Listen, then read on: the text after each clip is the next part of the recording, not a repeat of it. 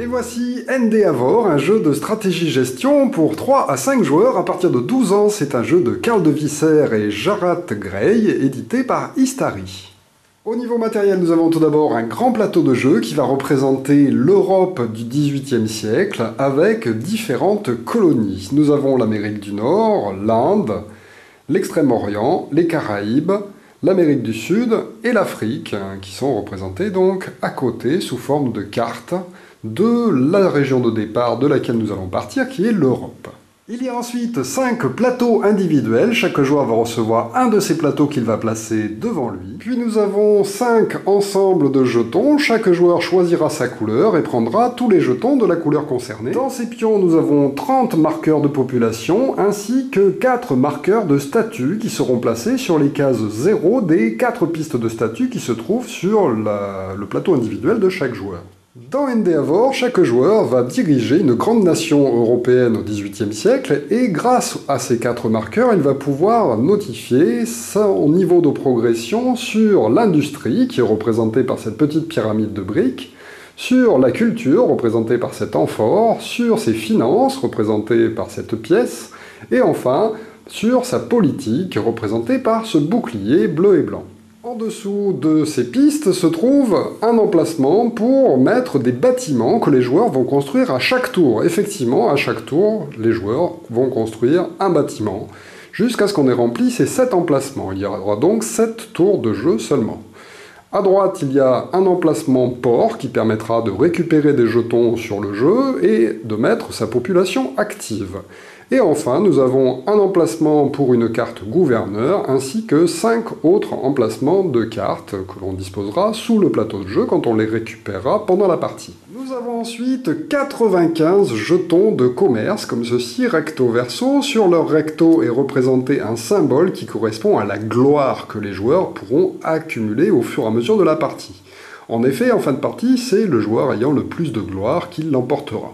Mais pour l'instant, nous allons nous occuper de l'autre face sur laquelle sont représentés différents symboles de commerce qui correspondent aux symboles que nous venons de voir sur les plateaux individuels, ainsi que d'autres symboles bleus qui correspondent à des actions spéciales que les joueurs pourront faire grâce à ces jetons. Alors on va prendre tous ces jetons et on va tous les disposer sur le plateau de jeu principal. En effet, sur ce plateau de jeu, il y a des villes dans lesquelles il y a un emplacement circulaire, il y a des routes sur lesquelles se trouvent aussi des emplacements circulaires, ainsi que des routes de commerce comme ceci menant à des cartes spéciales. Il faudra aussi remplir ces cases-là avec les jetons au hasard. Et voilà ce que ça va donner lorsque les 95 jetons auront été placés sur le plateau. Il y a un emplacement pour chacun des jetons. Donc s'il vous en reste, c'est que vous avez oublié des emplacements sur le plateau de jeu principal. Sur le plateau, vous avez aussi 8 emplacements comme ceci, représentant des cartes. Effectivement, dans le jeu, il y a des cartes qui représentent à leur verso le même symbole que celui qui est dessiné sur le plateau de jeu. Donc par exemple, sur le symbole représentant une boussole du plateau de jeu, nous placerons toutes les cartes avec ce même symbole. Mais attention, il va falloir les trier. Effectivement, en bas à droite de chacune de ces cartes, il y a un chiffre de marqué. On mettra toujours de la plus petite valeur à la plus grande valeur les cartes face visible sur l'emplacement correspondant. Donc là, par exemple, de 0 à 5, ce sont les cartes boussole. On les place donc à l'emplacement des cartes boussole face visible. Pour les cartes esclaves, les chiffres vont aussi de 0 à 5, elles seront donc placées ici, mais en revanche, pour les autres cartes, donc par exemple celle de l'Afrique, elles commenceront toutes par une carte spéciale gouverneur, où il n'y a pas de chiffre de marqué. Et ensuite, 1, 2, 3, 4 et 5, il y aura 5 autres cartes qui s'ajouteront en plus de la carte gouverneur qui est laissée sur le dessus du paquet et disposée sur l'emplacement correspondant du plateau de jeu. Ensuite viennent 45 tuiles de bâtiments, comme ceci, qui se reconnaissent principalement pour l'instant par leur coût en construction et qui va être représenté par un certain nombre de briques dessinées en haut à droite de chacune de ces tuiles. Pour commencer la partie, on va trier ces bâtiments, des moins chers aux plus chers, et en faisant des piles par type de bâtiment. Effectivement, il y a plusieurs tuiles, parfois, du même type de bâtiment. Donc par exemple, tous les bâtiments coûtant une brique vont être composés de 5 bâtiments de même type.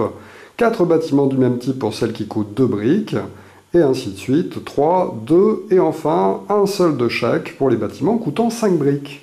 Pour finir au niveau matériel, nous avons des tuiles aussi de gloire représentant 10 ou 50 points de gloire, mais qui ne seront pas utilisés pour l'instant, ils seront remis dans la boîte, c'est uniquement lors du comptage final qu'on utilisera ces tuiles.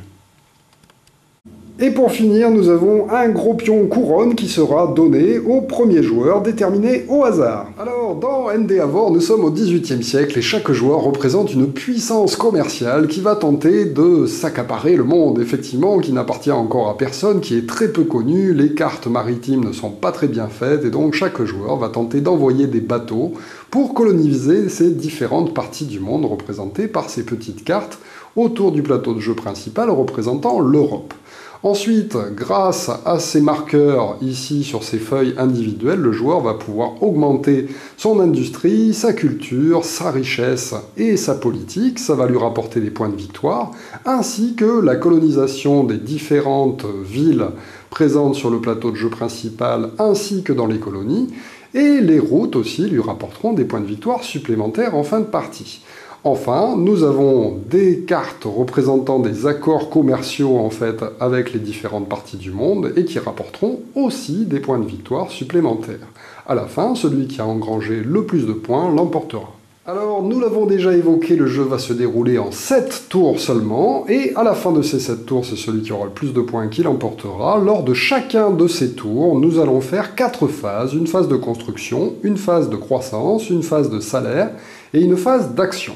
Alors, commençons par la phase 1, qui est la phase de construction. Dans l'ordre du tour, à commencer par le premier joueur, chacun va choisir dans la réserve un nouveau bâtiment qu'il pourra placer sur une case libre de son plateau de jeu individuel. Effectivement, nous avons déjà un emplacement qui est pris par une maison coloniale, que chaque joueur a déjà avant même de commencer la partie. Et bien, dès le premier tour, nous allons acquérir un nouveau bâtiment qui sera placé sur une autre case libre de son plateau de jeu individuel. Alors les joueurs pourront acquérir un bâtiment en fonction de leur piste d'industrie. Effectivement, au fur et à mesure du jeu, leur marqueur risque d'augmenter et leur permettra d'acquérir des bâtiments de plus en plus chers en nombre de briques qui sont dessinées sur les bâtiments. Effectivement, au niveau 0 ou 1, on pourra acheter un bâtiment valant 1.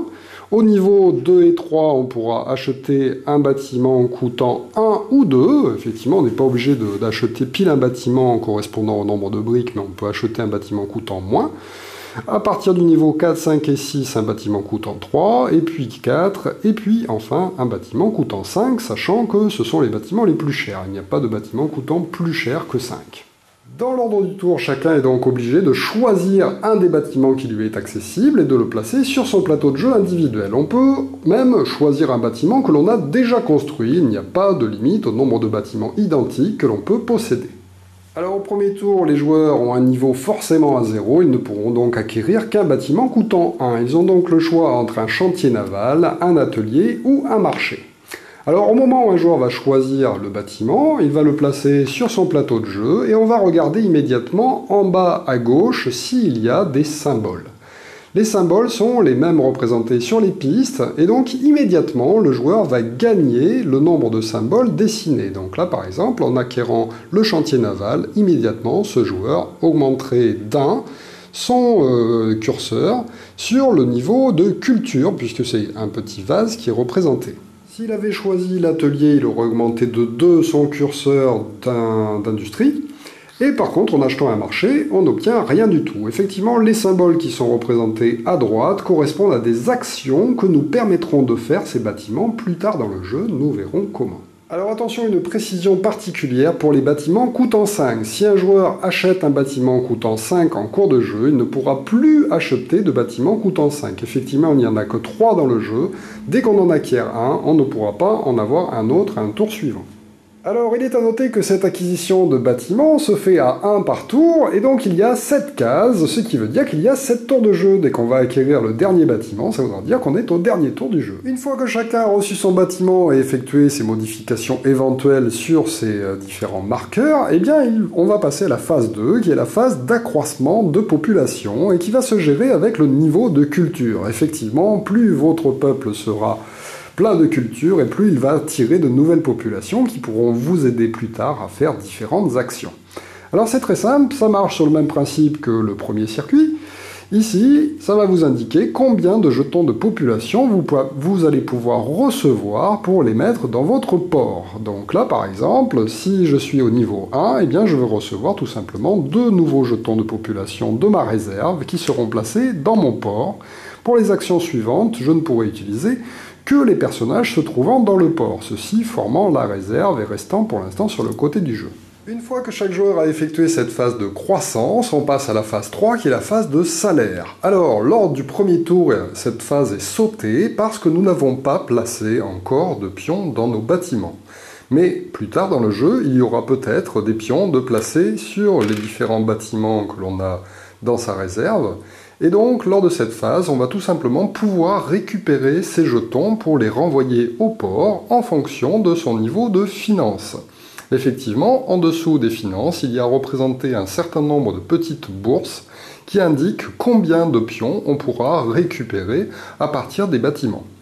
Donc là, par exemple, si j'ai un niveau 0 en finance, eh bien, je pourrais récupérer un pion qui se trouve sur un de mes bâtiments. À ce moment-là, comme je ne peux pas récupérer l'ensemble en imaginant que j'en ai déjà placé 2, eh bien, je vais choisir lequel des 2 je vais récupérer pour le mettre dans mon port. Ce pion sera disponible et l'activation du bâtiment spécial sera à nouveau lui aussi disponible puisque la case est vide. Celui-ci ne pourra pas être réutilisé pour le tour en cours. On passe alors à la phase 4 qui est la phase d'action. Alors, il est à noter que ces 3 premières phases, celle où on va placer un bâtiment, celle où on va recevoir de nouveaux marqueurs de population et où on va faire les salaires, peut être joué en fait tour par tour, c'est-à-dire que le premier joueur peut effectuer ces 3 actions d'un coup avant qu'on passe au deuxième joueur qui fait les 3, et ainsi de suite jusqu'à ce qu'on les ait toutes réalisées avant de passer à la phase d'action qui va être aussi dans l'ordre du tour. Lors de cette phase action, les joueurs à tour de rôle, à commencer par le premier joueur, vont pouvoir réaliser une des actions disponibles. Donc le premier joueur va faire une action, on passe au deuxième joueur, troisième joueur, quatrième joueur, et ainsi de suite. En fait, on va tourner, refaire des actions tant qu'on peut en faire.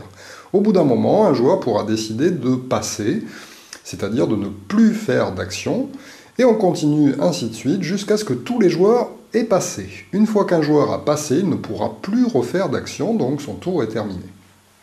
Alors, lors du tour d'un joueur, celui-ci a des actions disponibles en fonction surtout de ses bâtiments. Effectivement, ce sont les bâtiments munis d'un cercle vide comme ceci qui vont nous permettre de pouvoir faire certaines actions. Et ensuite, il y a une autre possibilité un peu plus rare, c'est celle d'avoir réussi à récupérer des jetons bleus dans un tour précédent. À ce moment-là, on pourra utiliser un jeton bleu pour réaliser l'action qui correspond à ce jeton. Commençons par les actions de bâtiment. Pour pouvoir utiliser une action fournie par un bâtiment, il faudra utiliser un marqueur de population libre qui se trouve dans son port et le placer sur le bâtiment correspondant afin de pouvoir faire l'action qui se trouve dessinée en bas à droite de ce bâtiment. Nous avons vu que sur les plateaux individuels de chaque joueur, il y a une maison coloniale qui est déjà dessinée sur le plateau. C'est donc le premier bâtiment que les joueurs ont. Au premier tour, ils auront récupéré un second bâtiment. Ils auront donc le choix dès leur premier tour de pouvoir réaliser soit l'action de la maison coloniale, soit l'action du nouveau bâtiment qu'ils ont construit lors de ce tour. Alors, pour la maison coloniale, commençons par celle-ci. Elle nous permet de faire une action correspondant à occuper. Alors qu'est-ce que ça veut dire? Ça veut dire que pour pouvoir l'utiliser, déjà, le joueur devra placer un marqueur de population sur cette case, et ensuite il lui faudra un deuxième marqueur de population pour pouvoir occuper un terrain sur le plateau de jeu. Alors cette action occuper va nous permettre de prendre le contrôle d'une des villes qui se trouve sur le plateau. Alors nous avons vu qu'il y a l'Europe, tout d'abord, ici, où on va pouvoir occuper n'importe quelle case, puisque c'est la seule région qui est disponible en début de partie. Effectivement, il y a d'autres régions sur lesquelles se trouvent aussi des villes, mais pour avoir le droit de placer des villes sur ces endroits particuliers, il faudra déjà avoir pu obtenir une route de commerce en finissant de récupérer tous les jetons qui se trouvent devant la carte correspondant à cet endroit en particulier. Donc en début de partie, ce n'est pas la peine de s'en occuper, la seule région disponible pour l'instant sera celle centrale, et donc on pourra prendre n'importe quelle ville de son choix à l'aide de son petit jeton. À ce moment-là, on se place à un emplacement où un jeton est dessiné, et on va immédiatement récupérer le jeton bonus qui se trouve sur la ville que l'on occupe. Ce jeton bonus que l'on a récupéré sera placé dans le port du joueur. Il y a des petits symboles en fait représentant les différentes actions, enfin les différents jetons que l'on peut récupérer grâce à une action occupée, et donc on placera ce jeton à cet endroit-là. Alors si c'est un jeton bleu, il me permettra à un tour suivant de réaliser une action spécifique. Nous avons vu que nous pouvons réaliser des actions soit avec les bâtiments en plaçant un pion à l'intérieur du bâtiment, mais on peut aussi utiliser une action en utilisant directement un jeton bleu. À ce moment-là, ce jeton sera défaussé, remis dans la boîte, et on pourra effectuer l'action auquel il correspond grâce à ce petit dessin récapitulatif des différentes actions que l'on peut faire. Alors nous avons vu que la première action possible, c'est celle d'occuper, qui est représentée toujours par un drapeau. Il y a donc des jetons bleus sur lesquels il y a le symbole d'un drapeau. Celui-ci est donc un jeton double qui nous permettra de faire soit la première action, soit la deuxième action. Il y a un trait en fait qui sépare les deux actions possibles grâce à ce jeton, mais on ne pourra pas réaliser les deux. Bien sûr, à la place de récupérer un jeton bleu, je peux aussi récupérer des jetons marrons dont le symbole correspond aux 4 pistes qui se trouvent sur notre plateau individuel. Dès que je vais recevoir un tel jeton par une action occupée, je vais immédiatement faire progresser mon marqueur sur la piste correspondante.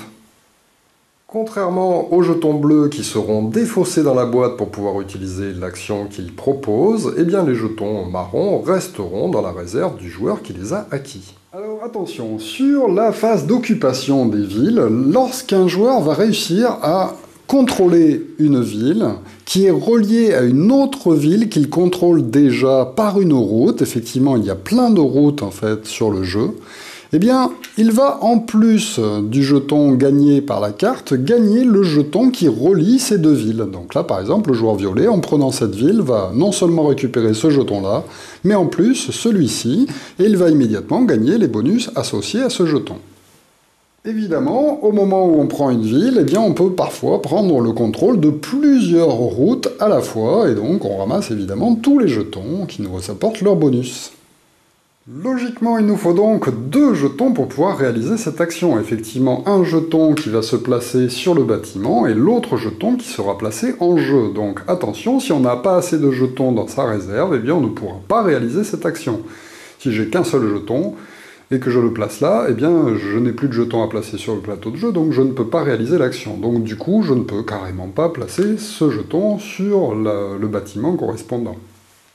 Alors, je vous l'ai déjà dit un petit peu, pour se placer sur un emplacement de région autre que la région de base, eh bien il faudra que cette carte soit ouverte. Pour qu'elle soit ouverte, il faudra que la piste de frais soit entièrement occupée par des jetons, et à ce moment-là, on aura le droit de prendre ces villes, à condition d'avoir déjà des jetons sur la piste de frais, ou bien des jetons déjà placés sur une des deux villes. Alors, comment ouvrir une nouvelle région? En remplissant donc cet endroit qui est l'emplacement de frais. Pour pouvoir remplir cet endroit, il faudra utiliser l'action affréter qui est représentée par un petit navire comme ceci, comme sur le chantier naval qui nous permet de faire une action affréter. Cette action coûte aussi 2 jetons, un que l'on placera sur le chantier naval par exemple, et ensuite on pourra envoyer un bateau pour découvrir une nouvelle région. Et donc ce bateau sera placé, enfin ce jeton qui symbolise donc un bateau, sera placé sur la première case de la piste de frais, et à ce moment-là on récupérera de la même façon le jeton correspondant comme pour la prise de ville, et on gagnera immédiatement le bonus accordé par ce jeton sur nos pistes de score personnelles. Chaque nouveau joueur qui affrètera un bateau et l'enverra sur cette région récupérera donc le jeton jusqu'à ce que la piste soit entièrement remplie par des jetons, certainement de joueurs de couleurs différentes. Lorsqu'elle est entièrement remplie, eh bien, à ce moment-là, on va procéder à l'ouverture de la région. En effet, le joueur qui a placé le plus de jetons sur cette piste va recevoir la première carte placée sur ce paquet de cartes, qui est la carte de gouverneur. Il va donc être nommé gouverneur de la région. Donc là, par exemple, c'est le joueur vert qui sera le gouverneur de la région Afrique. Sur le plateau personnel des joueurs, il y a une case spéciale pour placer les cartes de gouverneur. Donc lorsqu'on va recevoir sa première carte de gouverneur, on va la placer ici et immédiatement on va gagner en bonus les points qui sont marqués dessus. Donc là par exemple 2 points de fortune, donc on augmente son marqueur, et ainsi qu'un point politique. Ce petit symbole, je vais le rapprocher un peu pour qu'on le voit mieux, ce petit symbole avec une espèce de flèche correspond à des points de gloire. C'est ça qui nous fera gagner la partie en fin de partie. Donc là, ça nous rapportera un point de gloire en fin de partie si on a gardé cette carte de gouverneur. À partir de là, eh bien, cette région va être ouverte, c'est-à-dire que tous les joueurs qui ont participé à sa découverte en plaçant un jeton ici auront le droit de prendre, lors d'une action occupée, une des villes qui se trouvent dans cette nouvelle région. Ils pourront aussi acquérir ces cartes qui jusqu'à présent n'étaient pas disponibles à l'achat, nous verrons tout à l'heure pour la phase d'action de carte. Précision, attention, une fois qu'une piste de fret est remplie, eh bien un joueur qui n'a pas participé, donc là par exemple le joueur blanc, pourrait décider de quand même affréter un bateau pour l'envoyer en Afrique. À ce moment-là, il sera placé à côté de cette piste. Ça ne va rien lui rapporter puisqu'il n'y a pas de jetons à récupérer lorsqu'on arrive en dernier, mais par contre ça lui donnera la possibilité de placer un jeton pour récupérer une ville par exemple, parce que cette région n'est ouverte qu'aux joueurs qui se trouvent sur cet emplacement de frais. Attention, sur l'emplacement de carte de gouverneur, il ne peut y avoir qu'une seule carte, c'est-à-dire que si elle est déjà occupée et qu'un joueur reçoit la gouvernance d'une nouvelle région, eh bien soit il va remplacer cette carte par une autre, et celle-ci va venir se mettre dans ses emplacements de cartes libres normaux, soit il va la laisser, l'ancienne, et mettre la nouvelle sur un emplacement de carte normale. Petite précision, il y a évidemment des routes qui vont de villes d'Europe à des villes correspondant à des colonies, et donc lorsqu'un joueur va prendre une telle ville, après qu'elle a été ouverte, eh bien, il va aussi récupérer les jetons qui se trouvent sur les routes reliant des villes de sa couleur. Autre action possible lors du tour d'un joueur, l'action attaquer. Alors, celle-ci est symbolisée par ce petit canon. Alors, lors de cette action attaquer, le joueur va évidemment placer un jeton sur la carte correspondant à cette action, donc par exemple une caserne, et ensuite il va devoir utiliser 2 jetons supplémentaires. Donc en tout, cela lui aura coûté 3 jetons. Puisque un de ces jetons va pouvoir attaquer une ville adverse, n'importe où sur le plateau, sur une région sur laquelle il peut aller, et ensuite un jeton supplémentaire qui sera défaussé et remis dans sa réserve personnelle à côté de son petit plateau individuel. Une attaque peut être réalisée, je le répète, sur n'importe quelle ville. On n'est pas obligé que ce soit une ville adjacente à une des siennes, mais bien entendu, il est parfois plus intéressant d'en jouer une adjacente et reliée par une route, puisqu'au moment où on va attaquer la ville adverse, eh bien, on va pouvoir récupérer les petits jetons bonus. Alors évidemment, lorsqu'on utilise un bâtiment, on est obligé d'utiliser un jeton de plus que le jeton qui va nous être nécessaire à poser sur le plateau de jeu, mais par contre, lorsqu'on utilise un jeton bleu, donc par exemple si j'utilise ce jeton bleu attaquer, eh bien je n'aurai pas besoin d'utiliser de jeton pour faire l'action, celui-ci suffit que je remets dans la boîte, et j'aurai juste 2 jetons à envoyer sur le plateau de jeu. Donc voilà pourquoi les actions qui sont permises par les jetons bleus sont en fait assez avantageuses, mais par contre ne pourront être réalisées qu'une seule fois. Ensuite, comme autre choix possible lors du tour, nous avons l'action de payer, qui est représentée par cette petite bourse. Alors il y a très peu de bâtiments qui utilisent cette action, et en début de partie, vous ne pourrez donc pas la réaliser, sauf par l'intermédiaire des jetons bleus qui vous permettent de faire cette action. Donc là, par exemple, le joueur pourrait décider de défausser cette petite bourse pour réaliser une action payée, qui permet tout simplement de récupérer un jeton qui a déjà été utilisé dans le tour sur un bâtiment. Donc là, par exemple, notre joueur pourrait récupérer ce jeton pour le remettre sur son port. Ce qui fait qu'au tour d'après, lorsqu'on aura fait un tour de jeu, eh bien, il pourra à nouveau réutiliser ce jeton dans le même bâtiment. C'est-à-dire que non seulement on récupère un jeton de population qui nous permet de faire une action, mais en plus cela libère le bâtiment et donc permet de refaire son action spécifique. Enfin, dernière action possible, si on possède le bâtiment ou un jeton représentant ce symbole, qui est un symbole de caisse, l'action piocher, c'est-à-dire piocher des cartes actives qui se trouvent sur le plateau. Nous avons en effet vu en début de partie que nous avons placé sur le plateau de jeu des paquets de cartes actifs, et ces cartes, pour pouvoir les récupérer, il faudra réaliser une action piocher avec ce symbole de petite caisse. Alors on ne peut récupérer des cartes que correspondant à une région ouverte déjà. Donc là par exemple sur le plateau principal et sur ce plateau-là, puisqu'il a déjà été ouvert, on va donc pouvoir aussi piocher ces cartes-là. Un joueur va donc pouvoir choisir une des cartes disponibles et la placer sur son plateau individuel. Alors attention, ne sont disponibles à la pioche que la carte du dessus de chacun des paquets des régions ouvertes. Et pour pouvoir récupérer une telle carte, le joueur devra faire attention à ce petit symbole de chiffre marqué en bas à droite. Effectivement, cela va correspondre au nombre de pions qu'il a de présents sur la région concernée.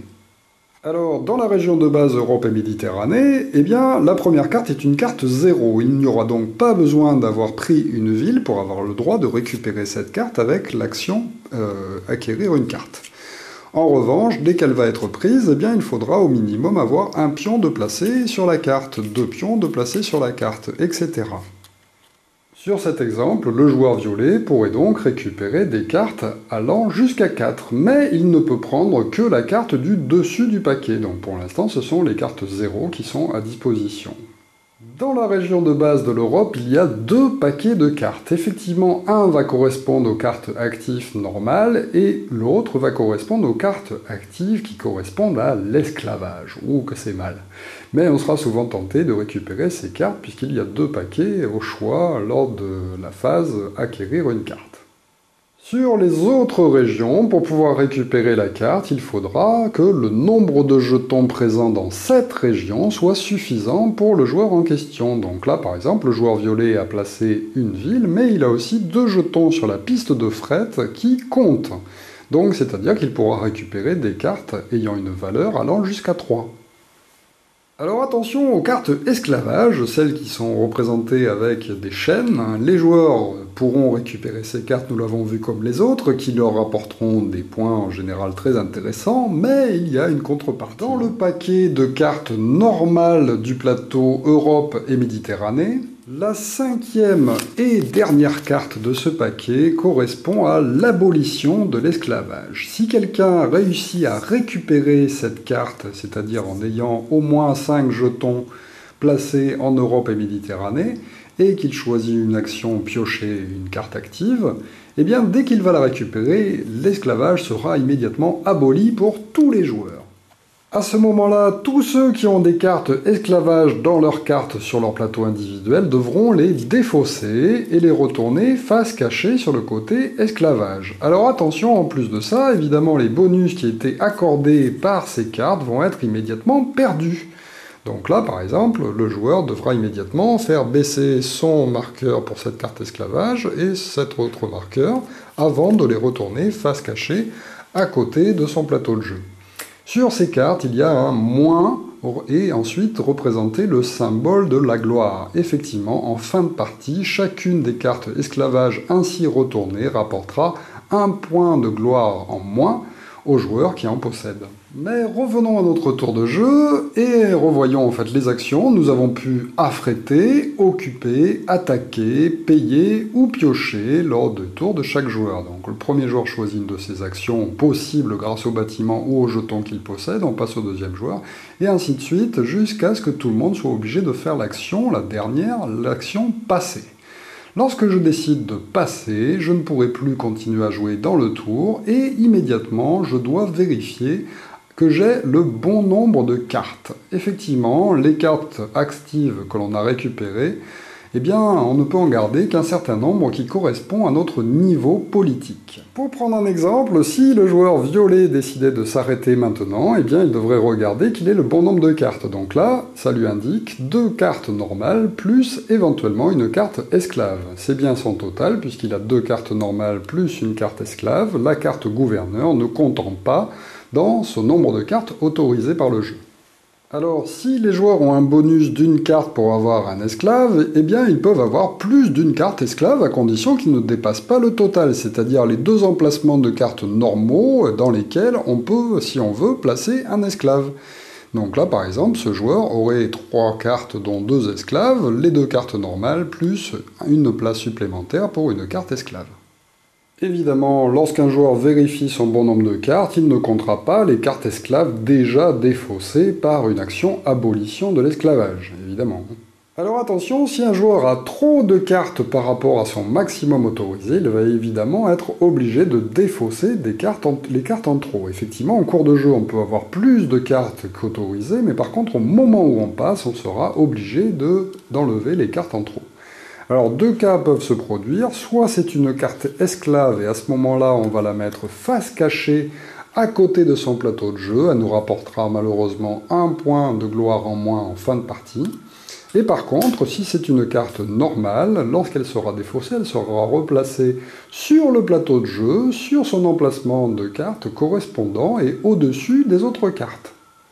Si par exemple je défausse celle-ci qui correspond à l'emplacement Europe et Méditerranée et qu'on est déjà arrivé au niveau 4, eh bien tant pis, je la place par-dessus. Il faudra à nouveau qu'un joueur la prenne pour nous laisser le choix de prendre les cartes suivantes. Alors le tour de jeu va ainsi continuer à tour de rôle jusqu'à ce que tout le monde ait réalisé toutes les actions qu'il souhaitait faire et donc choisi cette action passée et ensuite vérifier qu'il ait son bon nombre de cartes. Une fois que tout le monde a fait ça, on va pouvoir passer au tour suivant, mais avant ça, il est conseillé de vérifier que ces curseurs soient placés au bon endroit. Effectivement, il suffira d'ajouter le total donné par les jetons qu'on a récupérés, ainsi que les points accordés par les bâtiments qu'on a construits, et les bonus apportés par les différentes cartes que l'on a. Et normalement, ça doit nous donner l'emplacement exact où doivent se trouver nos cubes sur nos plateaux individuels.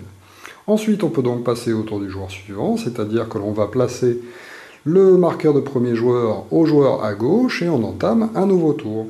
Comme au tour précédent, on acquiert d'abord un nouveau bâtiment achetable grâce à son niveau de construction. Ensuite, on va pouvoir recevoir de la nouvelle population à partir de sa réserve en fonction de son niveau de culture. Donc là, par exemple, 4 pions. Ensuite, on peut récupérer des pions déjà placés sur les bâtiments au tour précédent grâce à notre niveau de fortune. Donc là, je peux récupérer 2 jetons de mon choix et les remettre dans ma réserve.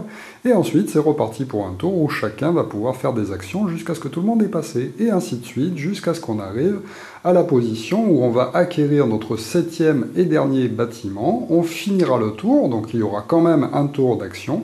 Et une fois que tout le monde aura passé, eh bien, on pourra compter les points de victoire. Alors, pour compter les points, tout d'abord, tout le monde va rendre tous les jetons qu'il a récupérés en cours de partie. Effectivement, en fin de partie, ils ne nous rapportent rien. Et on va les mettre sur l'autre face, sur la face représentant les points de gloire, puisque c'est ces pions-là que l'on va distribuer aux joueurs pour symboliser tous les points qu'ils auront marqués. On va aussi récupérer tous les jetons restants sur le plateau de jeu principal et qui n'ont pas été récupérés par les joueurs, et qui seront aussi placés dans cette réserve. En plus de ça, on va utiliser tous les jetons carrés qu'on avait mis de côté en début de partie, représentant 10 points de victoire ou 50 points de victoire, et ensuite on va pouvoir passer au comptage en distribuant ces points aux joueurs. Tout d'abord, on va gagner des points de victoire grâce à ces marqueurs de statut. Effectivement, vous l'aurez peut-être remarqué, mais sur ces différentes pistes, eh bien, il y a des symboles représentant l'objet en question qui faisait avancer ce curseur. Eh bien, si un cube se trouve sur un endroit où il n'y a pas ce symbole, eh bien, on va le faire reculer jusqu'à ce qu'il arrive sur une case où ce symbole est représenté. Donc là, par exemple, c'est le cas pour le niveau de culture de ce joueur et pour le niveau de finance de ce joueur. Ici, on est sur un symbole, donc on ne le bouge pas, et celui-là non plus. On va donc marquer 2 points, 4 points, 7 points et 11 points en jetons qui seront donnés à ce joueur. Ensuite, on va gagner des points en fonction des villes et des routes prises sur la carte. Alors là, évidemment, j'ai pas joué une partie tout seul, donc j'ai encore laissé l'emplacement avec tous les jetons, mais normalement, il n'y a plus de jetons puisqu'on les a récupérés pour faire des points de victoire et il ne reste plus que les pions des joueurs. Donc, les joueurs vont gagner chacun à leur tour des points. Le mieux, c'est de procéder au décompte joueur par joueur. Chacun va recevoir un nombre de points de victoire égal au symbole représenté sur la ville. Donc, la majorité des villes ont un seul point de gloire de représenter. Certaines villes ont 2 jetons de gloire. Donc, le mieux est peut-être de les installer sur le plateau de jeu pour ne pas se tromper. Donc, on remplit en fait toutes les villes avec le nombre de points de gloire correspondant sur un joueur en particulier, et ensuite on va aussi remplir par un jeton de gloire toutes les routes que ce joueur possède, c'est-à-dire qu'il a entre deux villes en sa possession. Donc là par exemple, ici, là et là. Et donc ce joueur va pouvoir récupérer ensuite tous ces jetons pour les mettre dans sa réserve de jetons gloire récupérés. Ensuite, nous avons la gloire amenée par les cartes. Effectivement, certaines cartes ont des symboles de gloire dessus, dont les cartes de gouverneur. Eh bien, on va aussi accorder au joueur un nombre de jetons égal au nombre de symboles gloire dessinés sur ces cartes. Si un joueur n'a pas eu de gouvernance au fur et à mesure du jeu, donc n'a pas de carte gouverneur sur cet emplacement-là, il va gagner 3 marqueurs de gloire. Ensuite, nous allons vérifier que les joueurs ont construit des universités. Effectivement, c'est le seul bâtiment du jeu qui permet d'obtenir des points de gloire. Donc là, chaque université rapportera 3 points de gloire supplémentaires à son possesseur.